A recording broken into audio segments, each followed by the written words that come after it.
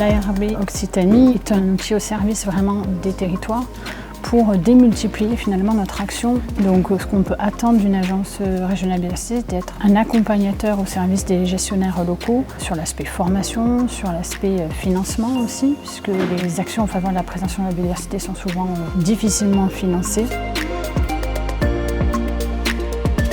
J'ai trouvé que cette première année était très positive. J'ai senti une sincérité dans la démarche de vouloir co-construire ensemble cette ARB. Donc beaucoup d'attentes, beaucoup d'espoir parce qu'il y a des enjeux très forts, mais jusqu'à présent, l'envie de continuer à travailler de cette manière-là tous ensemble. L'Observatoire régional de la biodiversité, j'y suis très impliqué. Je ressens une vraie volonté régionale et une vraie dynamique entre services de l'État et services de la région pour qu'on puisse disposer d'un observatoire de la biodiversité dans les meilleurs délais.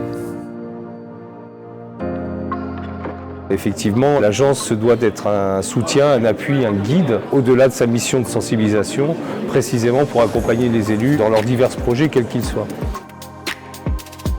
Ce que j'attends de l'ARB, c'est une mutualisation des moyens, des réflexions, des connaissances, parce que en tant que gestionnaire d'espace naturel, on ne peut pas rester isolé. Il faut absolument dialoguer localement, mais également à une échelle régionale, et profiter des expériences des uns et des autres pour soi-même progresser ou donner justement les bonnes démarches, celles qui ont bien marché, à d'autres collègues qui pourraient en profiter.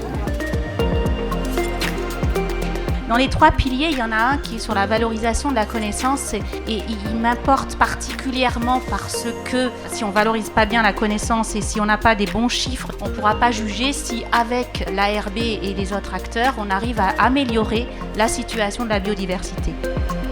En fait, la biodiversité, c'est un thème tellement transversal que peut-être à la manière dont on en parle, c'est pas tant abordé comme une finalité que comme un moyen de développer peut-être un territoire. Et c'est justement ça qui fait la richesse de cette question de la biodiversité en fait, c'est qu'on peut la déployer autant qu'on veut et c'est un élément moteur des territoires. Toutes les actions que nous allons mener en 2020 donc, vont nous conforter avec justement nos actions pour la mobilisation citoyenne. Parce que c'est comme ça que petit à petit on va arriver à faire en sorte que la biodiversité soit vraiment un point très très important dans l'inconscient des gens et qu'on va arriver donc à reconquérir cette nature qui nous est nécessaire.